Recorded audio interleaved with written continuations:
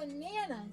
Hey, banana. You crave the chaos? Yeah, that is true. All right, let's look at the next one. Yeah, I'll look at it.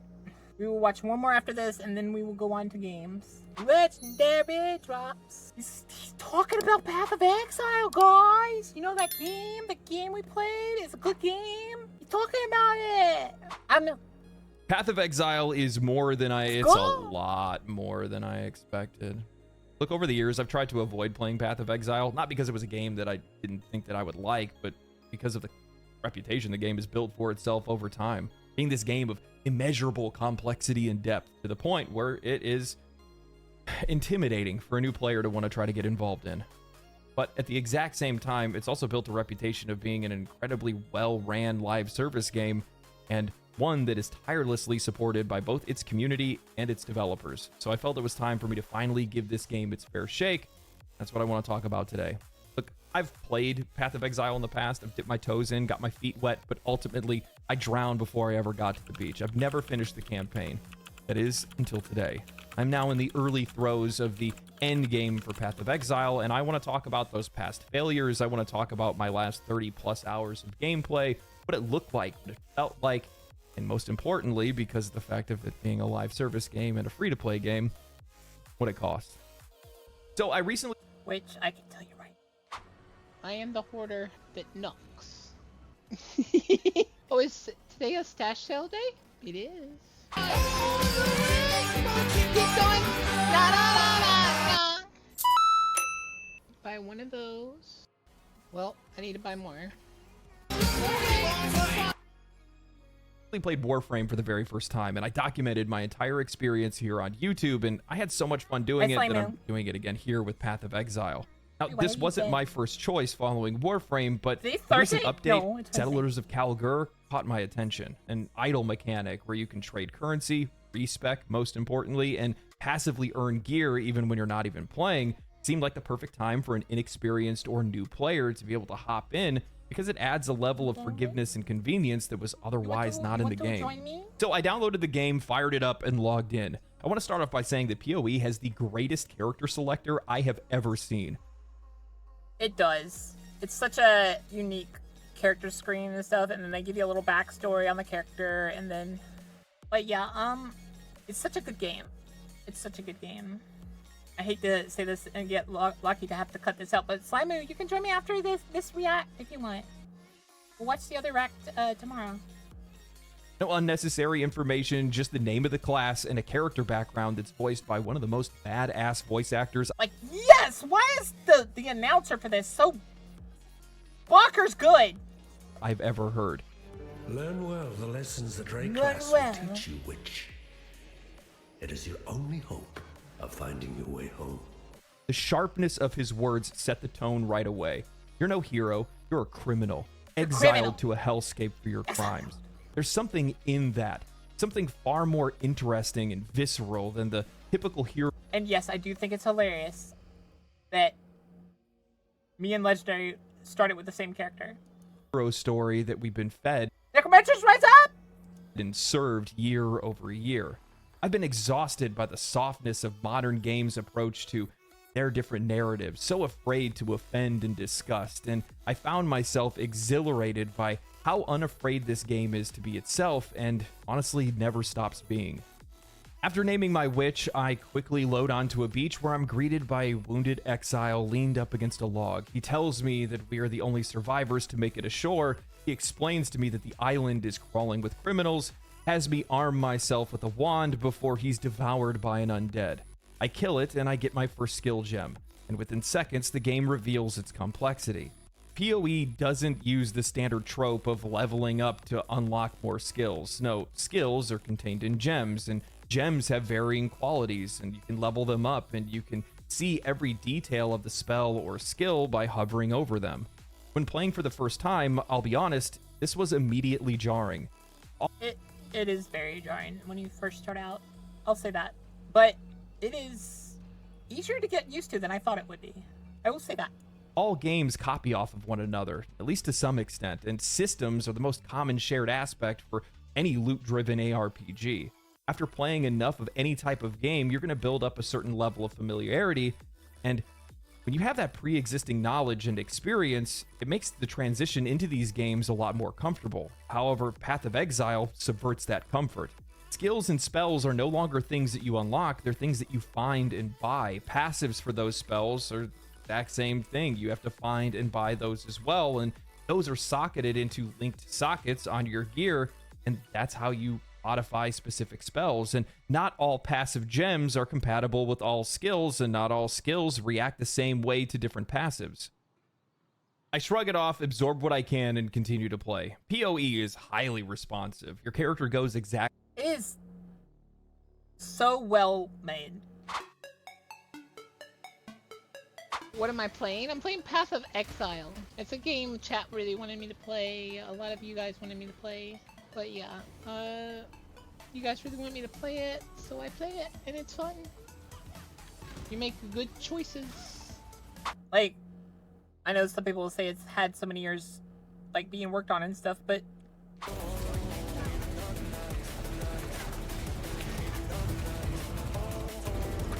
Well, I can kill him.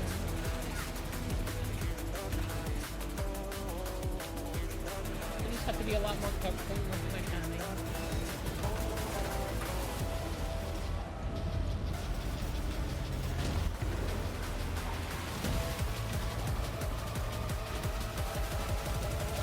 Well, I can kill him.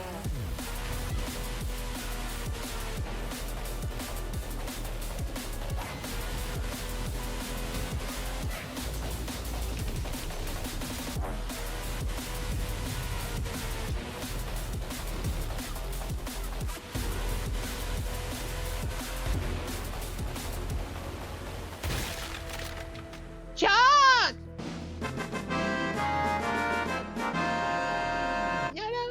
It's such well-made game. Exactly where you want them to. It plays how you would expect a game like this would play.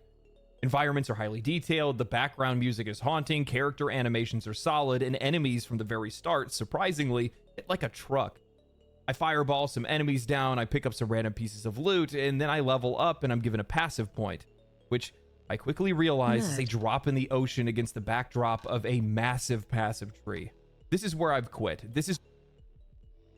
Like, I understand why people quit when they see this.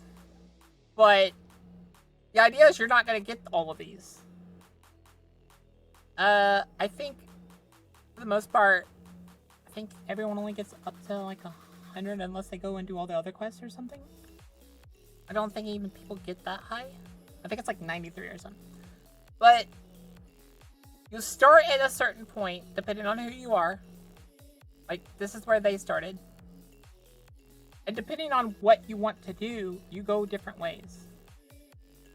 And you can usually find that out very easily. You don't even have to use guides. And I know that I'm not alone. Path of Exile's skill tree is the equivalent to a novel response that you get from a text message that you sent to a friend simply asking, "What's up?" It's the sometimes 1,400 word essays that I see in the comment sections of my video because somebody disagrees with me. It's the essayists on Twitch in chat.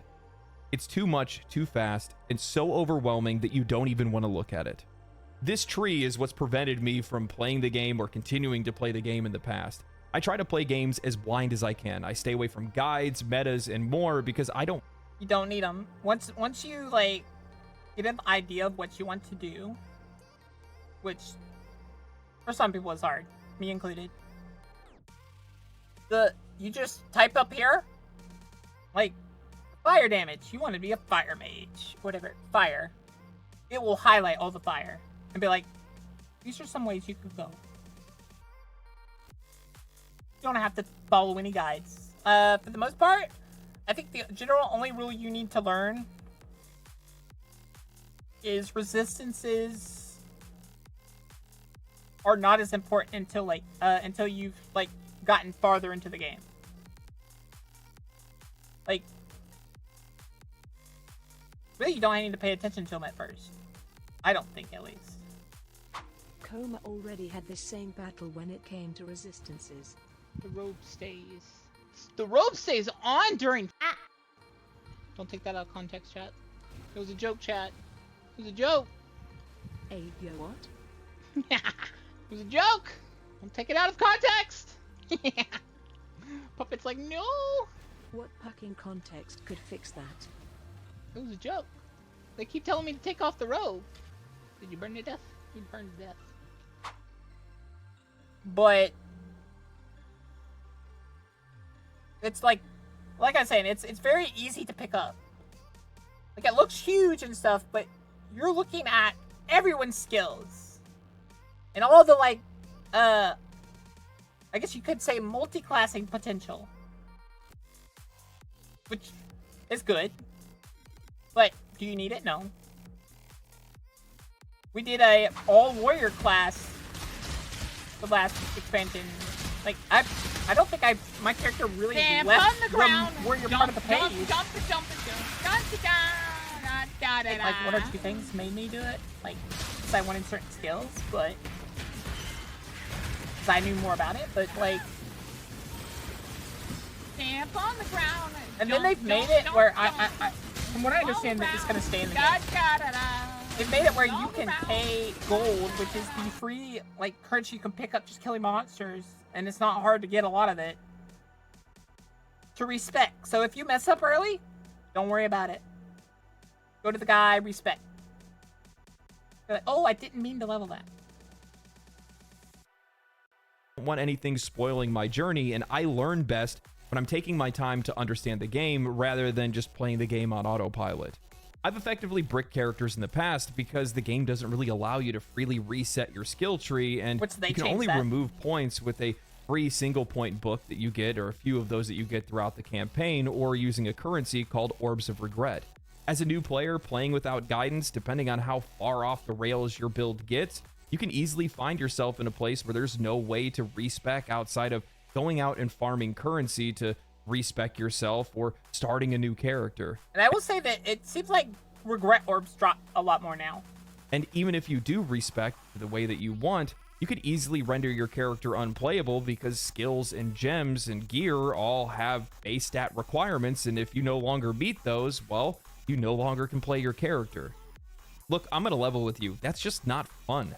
Making a mistake and needing to farm a currency to be able to fix it just doesn't feel good. Accidentally removing a passive stat that allows you to be able to use certain spells or gear that you were using hurts even worse, and for me, it's resulted in outright quitting the game time and time again. But now they finally fixed that. That was one of my problems early on, because I just joined before they did that, and I felt should have made sure I didn't have that problem, constantly giving me the orbs. Or you just accidentally destroy your items like a certain bokathedragon. Oh, hey! We said we wouldn't talk about that! I dropped my weapon. Almost died because I had my weapon. Rude! It took time for me to come to the realization. Like I was saying, now it's I'll take them out with my fist. laughably easy to respec. It's really good. Like, you can truly decide your way of playing. That I wouldn't have made those mistakes if I planned ahead, but to plan ahead, you have to know the game. Meaning Path of Exile isn't for new casual players, it's for people who are thoroughly researching before they make any choices, planning ahead before they're even playing the game, and find gratification in doing that. And if you're not one of those players, you have to learn to become one of them by following the lead of those players that have already put out build guides, planners, and item filters. I will say that it does make it easier to do, like, just look at a build guide before you do it. You don't have to follow it at all, but usually it gives you an idea of what's probably good. If you're having a hard time figuring that out, just look at one to see what, like, an expert would do for min-maxing. And then be like, well, I don't want to min-max. I kind of want to get this skill. You can do that. You can, like, go off on your own lollygagging. So you can follow half the guide and go up the other half of the tree. The next half. Leading the way. It's up to you. You know, it's weird. This is usually when I would talk about how I think that this is bad game. Because my build, I think it followed it. But that's just because I generally wanted those That's skills. some nerd shit, just Design, fuck because around it's convoluted and and confusing, and all the That systems too. are often intertwined, so any issue you have or mistake you make ends up being multiplicative because it ends up affecting other areas of the game as well. And while I don't like that and it sucks, at the exact same time, I have to respect it because there's not a lot of games that are out there that are like this. Most games, you have to put 50, 60, 100 hours into them before you can get any level of complexity or challenge out of them, but Path of Exile just hits you with it straight from the start. And the game is made for a very specific audience, and they make that very clear. It's made for... I don't want to say it, but basically old school Diablo fans. It's made for that general type of audience. And it does it very well. And even if you're not one of those players, they're facilitating the ability for you to become one of the PoE players after a while, because you're going to learn that and pick that up the longer that you play the game. He's reviewing Path of Exile this time. There's something really cool about that. But so many AAA games and live service games that I've seen over the year try to widen their scope to the point where they can try to bring in as many people as they possibly can, trying to make their games as accessible and inclusive as possible, watering down the final product to the point. For some games that could work, but when you have a passionate group, just appeal to them. You can grow your game bigger while still appealing to them. You don't have to go, oh, I want all of the people. You're not going to get all the people. No game gets all of the people. Stop trying that. It's not even recognizable, playable, or enjoyable for that matter. You have grinding gear games in Path of Exile that has narrowed their scope. They know who their audience is. They know what kind of game they're trying to make, and it works for them. And the game has a very specific and unique identity, and it works. And I see that the more that I play the game, it becomes more and more apparent that I play. Even though I can sit here and think to myself, man, I wish things are a little bit different. I wish things were explained better, displayed better, that systems were a little bit more forgiving in the game. At the exact same time, I just have to respect the game for being what it is. So I did things differently this time. I actually followed a build guide to the letter. I filled in the gaps anytime there was something that I couldn't achieve that it wanted, and I continued to make my way through the game. In this, I ended up realizing that my past failures yielded some underlying experience that made playing the game this time through that much easier. I understood map layouts, knew of quest rewards, understood currencies, and even knew that I could craft items by selling specific things to vendors, like selling a gem and an iron ring to make a resistance ring, or selling tricolored items to yield a chromatic orb so I could recolor sockets in another piece of gear. This past knowledge allowed me to start taking my time to better understand the skill tree. That definitely helped him. Having that past knowledge about the tricolor gem stuff definitely helped me too. Like, it was easier to kind of pick and choose my skills and stuff like that. Know why I'm heading in a certain direction and what benefits it gives. Realizing that the passive tree is there to support the ability of the chosen gems that you're using, not the other way around. Your build is mostly using red and blue gems. Well, you want intellect and strength nodes based on those stats because that's what you need to be able to level those gems and continue to use them, as well as get gear that uses those gem sockets and those colors. Then I realized that if you're playing melee, magic, minions, or ranged, you want to pick up those nodes along the way as you're picking up those different stat lines. In this, I realized that my past failures were never a waste of time. They were just the outcome of me learning the game for the first time. And that's part of the journey. Every single game that I've played for years now doesn't allow the player to outright fail, and I think that... I don't think this game allows you to fail outright anymore. Because of the gold respecking. Once you realize you've, like, messed up, you can go straight there and respec for gold. And I think it only gets, like, super expensive really late. And then you could mitigate that price with Orbs of Regret, which are, I feel, a lot easier The only to get. time any media becomes actually for everyone is when it is so exceptionally good at its own market that anyone can pop in and enjoy it. Like Game of Thrones was for fantasy, Attack on Titan was for anime, and Baldur's Gate was for RPGs. Thank you. Both players and developers have forgotten how much value there is in learning a game and learning from your past failures, and how oftentimes it makes conquering challenges that much more rewarding. There's something very distinct and real about a game that is not afraid to let you fail, even let you quit. And because of that, it makes you want to overcome these challenges even more. As I continue to play the game, I found that my past knowledge, as well as the build guide that I was using, was allowing me to start to drink in the finer elements of the game that I often overlooked when I played it in the past. Most notably the story, characters, voice acting, and music, all of which exceed my expectations and at times the standards of what we have for full-priced games. Similarly to my experience with Warframe, Path of Exile isn't a great free-to-play game, it's just a great game that happens to be free-to-play. While gameplay always comes first, many modern games cut costs on quality through things that elevate the player's experience, like quality writing, music, voice acting, art design, and atmosphere. While none of these things make a great game on their own, if the gameplay is great and you have all these added elements of quality, it makes a good game legendary. All NPCs are fully voice acted, no reading necessary, and the vast majority of them are incredibly well voice acted with unique personalities and backgrounds. Tile set after tile set. All NPCs are voice act. Some of the lore you can find is even voice act. Not all of it. I think they might actually be trying to do that. But yes, you don't even actually need to read. If you wanted to just click this and start listening to them, you could, and walk off and listen to it for a little bit. If you wanted to. You don't even need to really pay attention to the story. I did a few times. I've went around and listened to a lot of it. But yeah. You are exposed to a wild variety of detailed environments with unique enemies and layouts. Each zone has its own background music, with some of them so good they become the background music to the script that I'm writing right now at this very second, and some of them even use their own version of environmental storytelling in a way that I've never even seen before.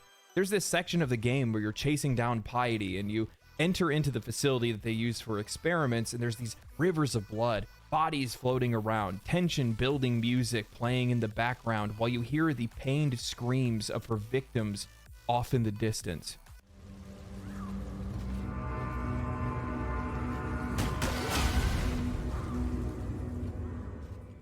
Path of Exile That's is the funnest part about being a summoner build, like a necromancer or spirit summoner or something. Just hearing one of your guys just randomly kill a creature off screen, and you're like, wait, what? I didn't kill him. And then you look at the guy that killed him, and you're like, good job. So damn brutal and dark. A legacy that was picked up by the developers, a torch that they are carrying for Diablo 2, but they've cranked it up to 11. The lore in this game is so primal and savage. Almost anytime you go to save somebody, they die. And your character just almost every time shrugs it off because death is so cheap in this world. The first boss that you go to fight is in a prison. He's a prison warden, and he was imbued with these thaumaturgical gems, part of this experiment. He was wishing for greater power.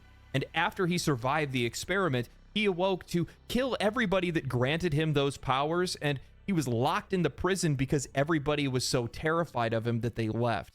His hands and arms are now big lumps of flesh because he beat on the walls of the prison for over 250 years. It's so metal. In comparison to later lore and bosses, this is vanilla. This is slice of life anime. This is Fruits Basket. The game only continues. This is Fruits Basket. No!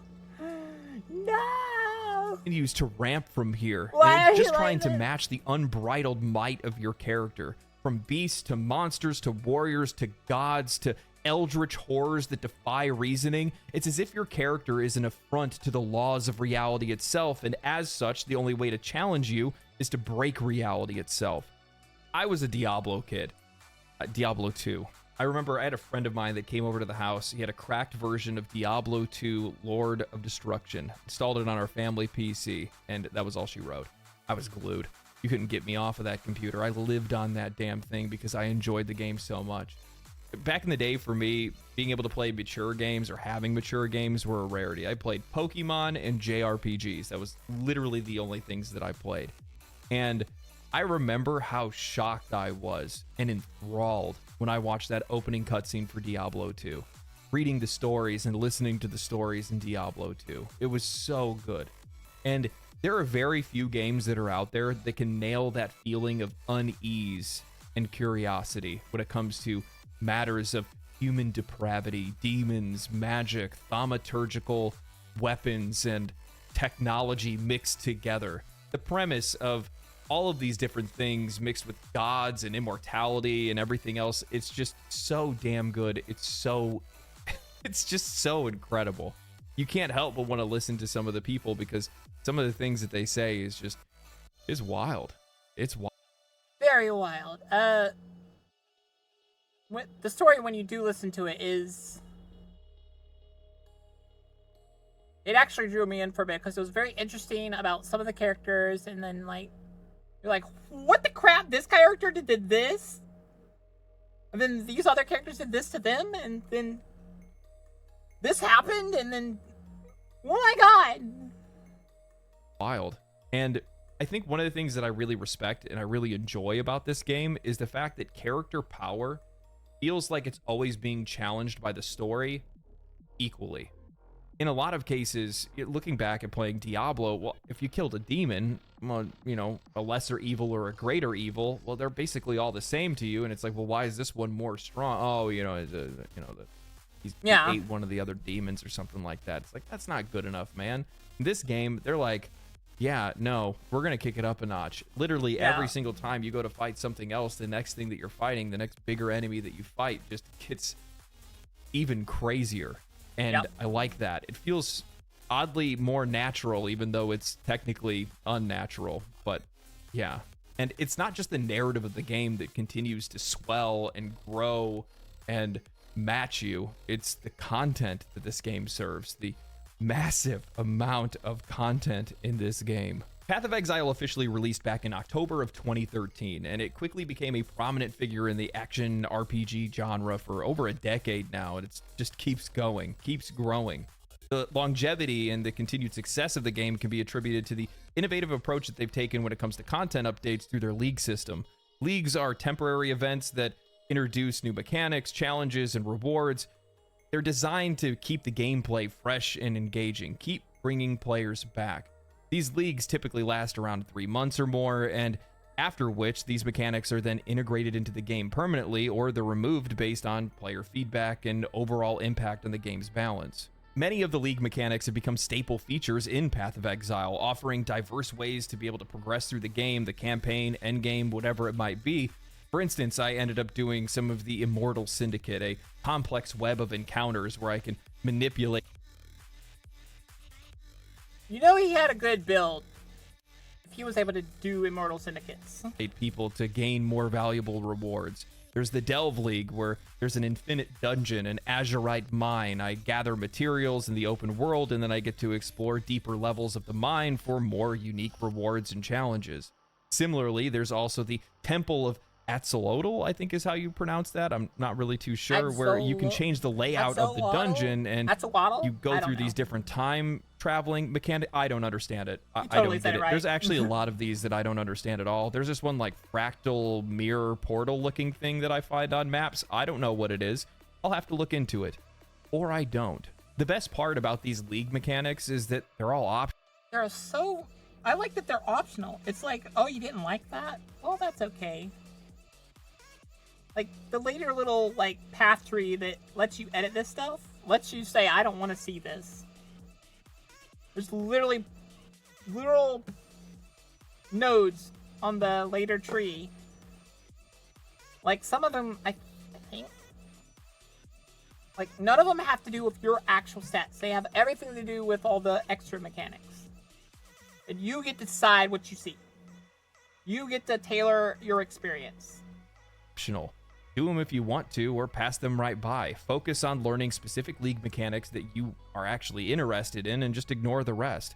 My biggest issue when first playing is that I didn't have that kind of context, and it took me forever to be able to progress through some of these areas in the campaign because I was trying to learn all of these different league mechanics at once, and I couldn't get a grip on them or how to optimize them.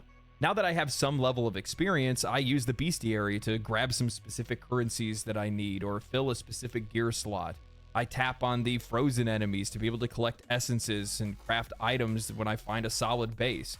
And in the current league, I take a little bit more time to go out and try to optimize my town and passively earn things that will help me down the road.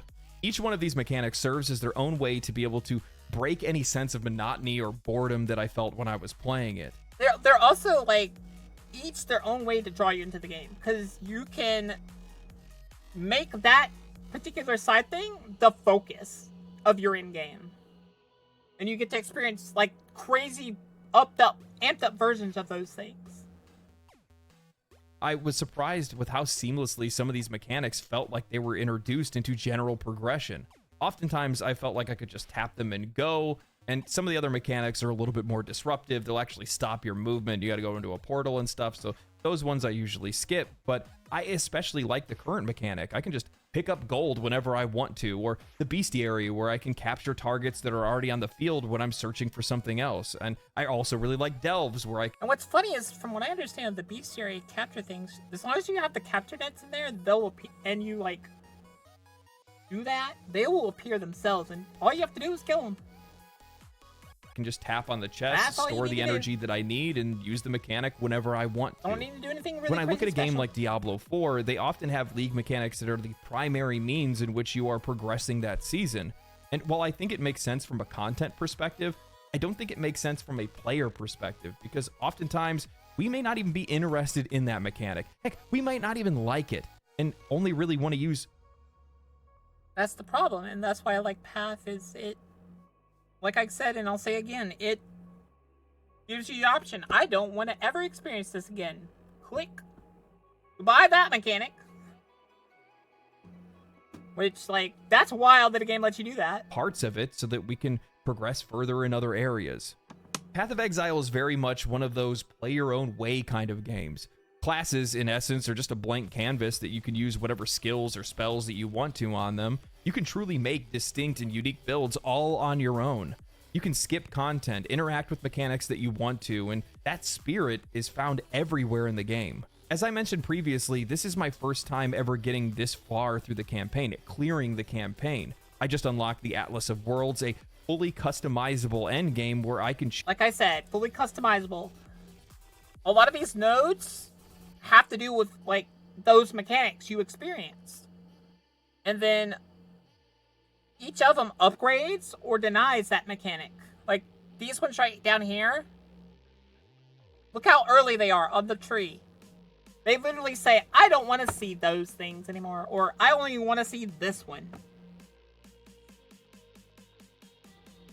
Like, do you know of another game that lets you literally ignore a part of the game entirely and not get punished for it? Choose my path, my modifiers, what events I see, Becca what still bosses I remembers see, their what first loot I reaction to see, seeing and the more. Atlas tree. Whoa. Button. This button? What the frick? Off. No. Did they get smaller? Like, it goes this, and then it just gets... Lamau. that! The fuck is a Beyond Demon? Welcome to the halfway mark, cutest wagon. Oh, fuck you! That... Frick you. Good gosh. You guys are messed up. Congratulations, Boka! You reached the halfway point! The halfway what? Oh god, I thought there was another skill tree, and I was like, fuck you guys, and I left. I could see why a lot of people thought it was funny. They're like, oh, poor Boka. And now it's like my favorite part of Path is there's a literal mechanic that says I could say no to mechanics. Combine this with any of the other League mechanics that I enjoy and develop an end game that I want to play rather than what somebody else thinks I should be playing. You know, it's genuinely... And a lot of people will join you, are in with you on those mechanics, because there's like a lot of people that like certain mechanics and a lot of people that like other mechanics. And that's kind of how the in-game currency system is like treated, is like certain mechanics are actually more liked than you think they are. And then other mechanics are like actually more supported than you think they are. That's literally what that page is about. like when you upgrade them to their final thing, a lot of those mechanics are actually part of the like in-game economy. Those upgraded versions of those mechanics give you supplies for those. Wild how Hey customizable my dragon your friend, experience. I hope you have been alright today, as I am so happy today. My dragon friend, I miss you dearly so much, as I'd have you in my thoughts of one of my favorite VTubers ever. I'm off flying, but know in your blue hair bow that I am with you. Thank you. Love you too. Experiences when you're playing Path of Exile. And I think it takes some time and experience to be able to come to the realization, at least it did for me, to understand that you don't need to do everything in Path of Exile. Do not, like I said, ignore any mechanic you want. You just need to focus on a couple of things, and it's best to find things that you enjoy the most because you're going to be doing them a lot.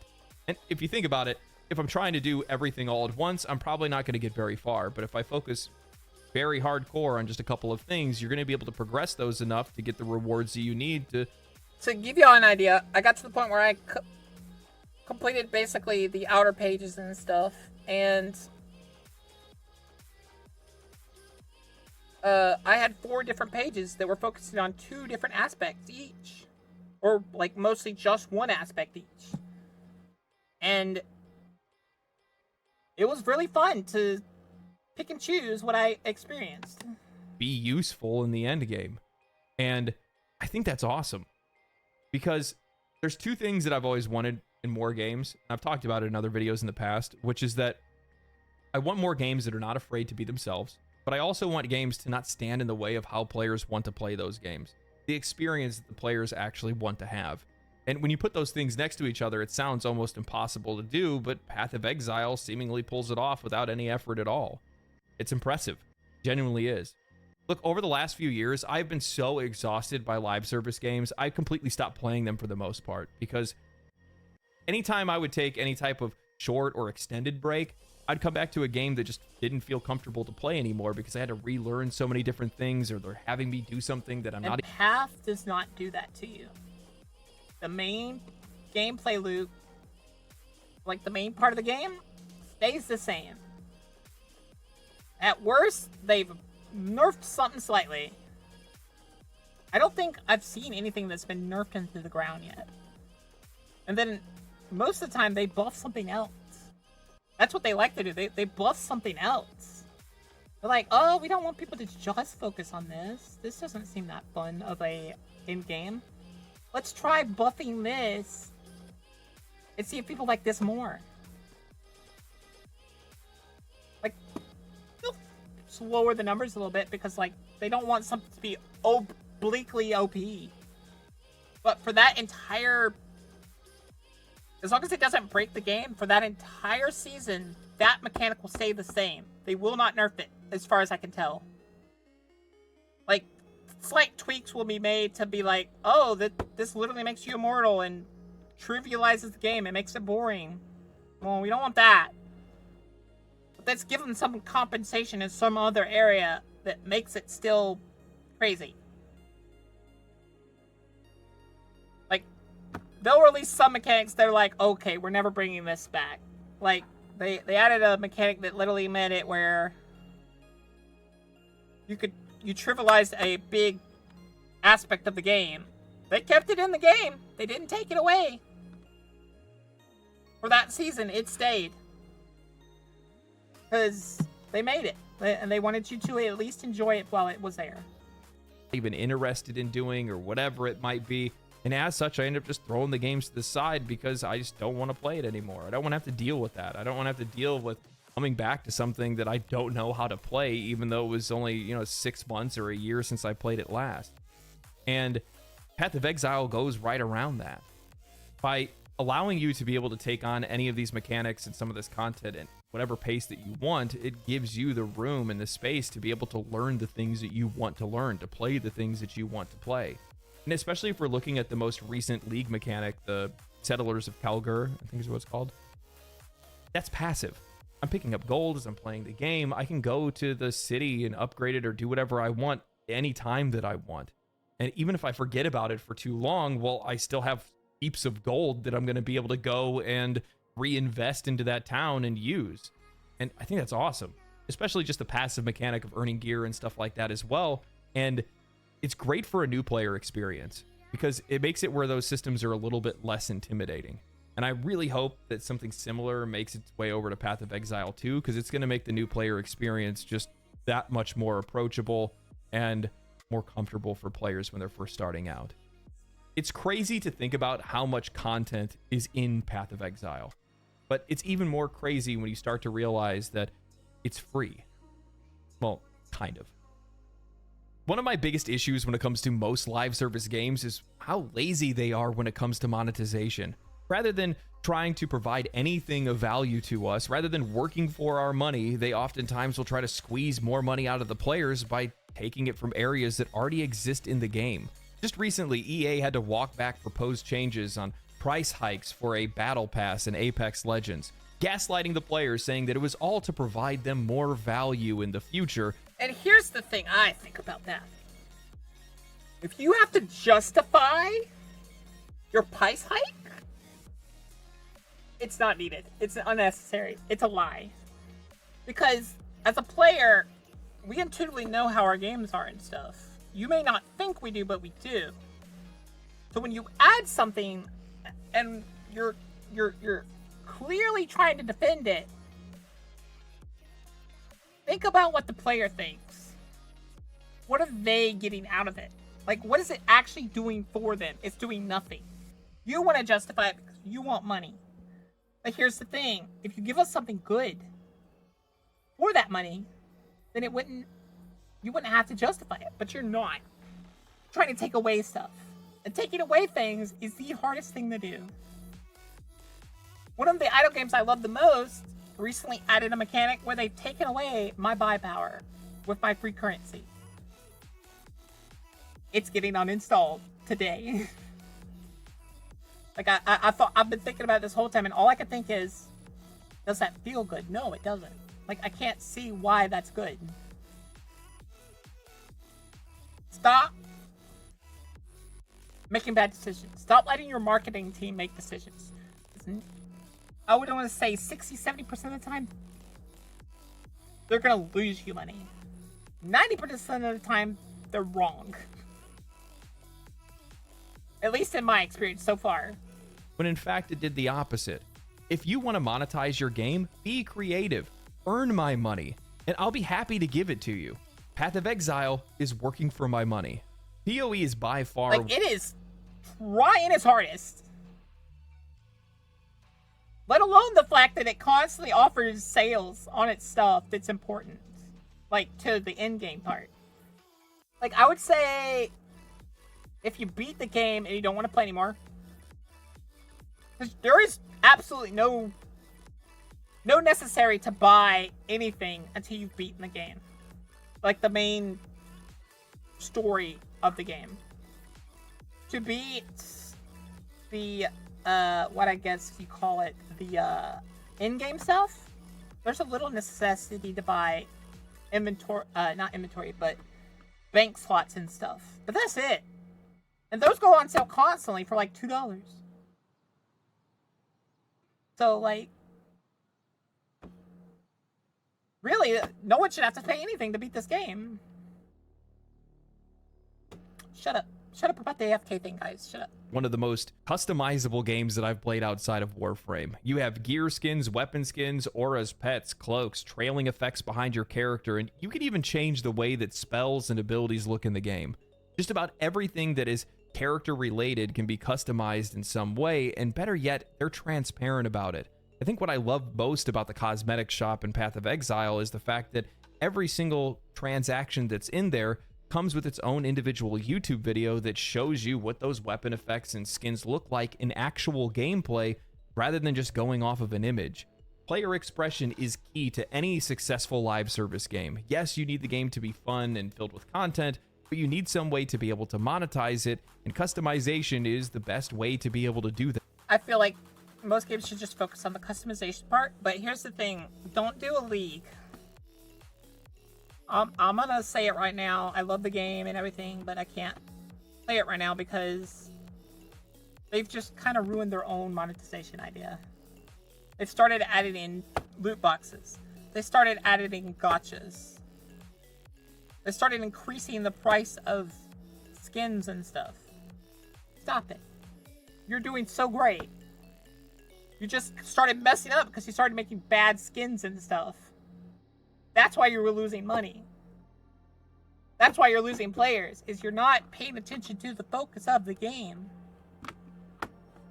That. Now, I will say that I do think that it comes at a great cost in Path of Exile. While skins and effects are really cool, the vanilla weapons and clothing seem to take a noticeable hit. I think one of the core issues with a game that heavily leans into cosmetics is that the developers are incentivized to make the rest of the game look weaker in comparison. I will say that. Path could make some of the outfits look better. But I have noticed that you can get, if you're really dedicated, you can get some really cool free versions of the cosmetics. They're not changed or anything, they're just like one version of the cosmetic that you can buy. And they don't look worse than any of the other ones. They look really good. But you will have to try very hard. I'm not a huge fan of this, especially in an action RPG. Warframe's customization is probably the best, by far, I've noticed. Part of the fun of being a badass is looking like one, and while some weapons and gear skins and sets can look pretty cool, they pale in comparison to what you can buy. Which brings me to the topic of stash tabs, the most contentious of microtransactions in Path of Exile, and it's one that I am generally conflicted on. I can buy storage space, cool, which when you're progressing through the campaign, it's not necessary whatsoever, but it definitely becomes a wall if you wish to progress in the end game or if you plan to trade. And trading in a game like this is what keeps it alive and interesting. It keeps that community thriving. While I might not be able to find what I need when I'm playing the game, I could pull together other resources and trade with another player to get an item or a few items that help me get unstuck or unhalted from progress because of my bad RNG. While solo self-found is 100% viable, most players that are going into the endgame are going to want to trade. However, you can't list items to the public unless you own a premium stash tab. Furthermore, the longer that you play, the more league mechanics that you get involved in, the more likely you are to run out of space relatively quickly, and as such, buying a stash tab or buying a space in your storage is less of an option and more of a requirement to play. Personally, I think that stash space should be expanded a little bit. I do think they should lessen that burden on the newer players. I think maybe 1 or 2 extra tabs and 1 skill. I think the most important tab they should just give out for free is either the skill tab or the currency tab. Although the currency tab probably makes them a lot of money, so it'd be hard to do that.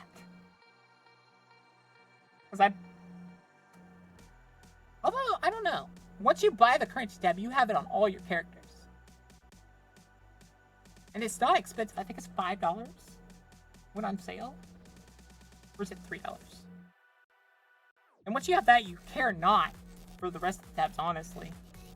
At least give a single premium stash tab to new players so they have some room to grow and the ability to list and put items up. I will say this. I don't think that should be a case. I know why the premium stash tab is paid. Because it gives you a sense of ownership at that point. You've spent money on that tab. You will curate that tab. You will make sure that tab does well. Whereas if you just get it for free, you won't understand the significance of that tab. I think of all the tabs you're going to make free, the only one that doesn't feel like it's a side thing and feels like a requirement does kind of feel like it's the currency tab.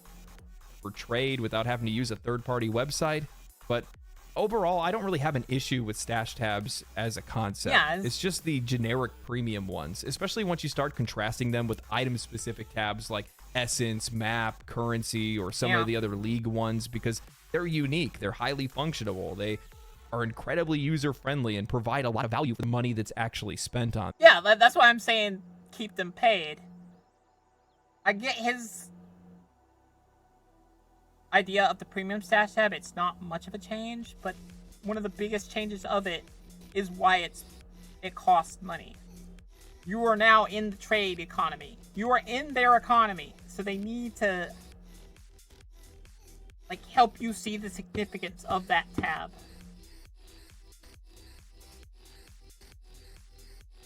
They don't just want all the low quality items and all the random stuff you just pick up being put on the page and like flooding it on them. They don't want your just like random stuff to be, and then like some people would just use it for storing their stuff, which would kind of defeat the purpose of it. I don't think I get I the only have same value for one premium tab. I have the slightly upgraded tabs that let you color them and stuff. I have like I think 6 of those, but in terms of the premium tab, which is the one that you can buy and sell stuff from, I only have one of those. You only need one. From a standard premium stash. Unless you're like super into the end game, and then I could totally see you using like 3, 4, 5 plus tab as I do the other ones, and that purchase just feels generic and forced. While there is room to criticize, I do appreciate that all stash tabs are bound to your account. You don't need to buy them again for every other character, and also Grinding Gear Games has said that, well, any of your purchases from Path of Exile 1 are going to get carried over to Path of Exile 2. I appreciate that. Now, I've heard from Path of Exile fans directly that they reference the stash tabs as the box price for the game. And to be honest with you, I'm just going to have to agree with that one. Look, there's hundreds, if not thousands. There is thousands and thousands of hours of gameplay for players. Tons of content for absolutely nothing. And as much as I would love to live in a world in which free-to-play was free-to-play with no caveats, I recognize that we don't live in a utopia, and there has to be some type of equivalent exchange for us to get a game like this and a service like this. And you're going to have to put some things out of the reach of players for them to be able to motivate you to spend money. I get it. It's a business. And look, to be honest with you, throwing them $20 to $30 to be able to play a game that has this much content. That's the other thing. You're getting this entire game, huge game, for free. They're not even asking you to spend $60 to get into like the crazy like in-game stuff. $20 probably max. Which is like, that's a full indie game right there. And a full indie game is usually not even this big. But it's totally justified, I think. That's been supported this much for this long is beyond worth it. It's the easiest purchase I've ever made. Even more so, just before recording this video, I ended up buying one of their supporter packs because I've enjoyed the game that much. And they don't obfuscate currency. It's beautiful. It's so beautiful. I don't know what to say. What is it, like $5 for 50 coins or something like that is I think what it comes out to be. 200 coins is $20. 100 coins is $10. The money actually makes sense on the screen. They're not trying to rip me off by having me over invested with money that I can't actually spend in the game. I love it. I love it. It's great. It's exactly what I want to see. They have better monetization in Path of Exile than most AAA games have in their microtransaction shops. It's insane. The society we live in. Look, when we talk about microtransactions and just overall monetization, it's always about the value received and the value delivered. How much am I giving you and what am I getting back? And at the end of the day, Path of Exile is a game that just keeps on giving. Over the years, I've grown to hate live service games and stay away from free-to-play games entirely because I feel like they represent an industry-wide move to commoditize and commercialize games to a point where we're going to be far exceeding what we'd normally spend on a game, especially when we're looking at the box price for a game. They want to chop these games up into pieces, sell it to us bit by bit, hike the price as inflation grows, and all the while return less and less value to the players. I mean, that's the name of the game. Do as little as you possibly can for as much money as possible, and let's see how far we can push it until the players push back, and then, well, we'll just try again later. I'm growing to realize that not every studio and publisher is the enemy. Some of them that are out there do seek to provide players with games that they actually want to play, charge them a fair price, and then continue to deliver on that. Path of Exile is one of those games. Grinding Gear Games is one of those developers. While they were inspired by Diablo and Blizzard, they couldn't be any more different. They made a dark and depraved game with no shortcuts, no self-censoring or drops in quality. While it's a hard game to get into and it's not designed for new players, it's a journey that grows on you as you continue to play it. Learn, fail, and then overcome. It's a beacon of light in an industry that pulls its punches, that focuses on areas in games that matter the least to players, and seeks to ask us for more and more money while simultaneously diminishing the quality of their own products. It's a game that you can choose to play however you want, build whatever you want. It truly is a game based on freedom of choice, which I really respect of the game. Revisit mechanics and choose whatever content that you want to play. You can sink hundreds or thousands of hours into it and likely never even pay a dime. It's a game that truly understands what it means to be a live service game, a great live service game, and it stands as an example to all. While I'm just over 30 hours in and just finally completed the campaign for the first time, I plan to continue to play, learn more of what I can of the end game, and share that experience in the future. I've enjoyed my time in Ray class, and this Exile isn't going anywhere anytime soon. It's crazy to think how much time that I've spent trying to play this game, realizing that I still haven't even scratched the surface. Don't get me started. There's so much on the back end of this game that I haven't even touched yet. I've barely just gotten into the Atlas of Worlds. There's a whole other passive tree for me to mess with that's a whole other thing I don't even know if I'm even ready for. I have to do a lot of research, talk to some people. The DM, if you ever watched this video, or Asmongold, somebody give me some resources or something like that. I don't know. Awesome. Yeah, definitely one of the bigger players of this game should totally help him out. Help me out! I'm just kidding. But definitely is a very deep game. Help me out, says the hoarding mage blood dragon.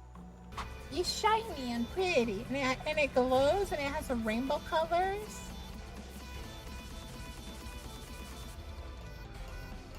I have a feeling Azur wants it. Azur, do you want it? If I could give it to you, I would. But I don't want to get in trouble. I don't know if I'll get in trouble if I just hand it to you. Yeah, it's still there. Give me a sec, guys. I gotta update. Bok will be like, mage blood is for hoarding, not selling. Fucking Yeah. dragons. Fucking dragons.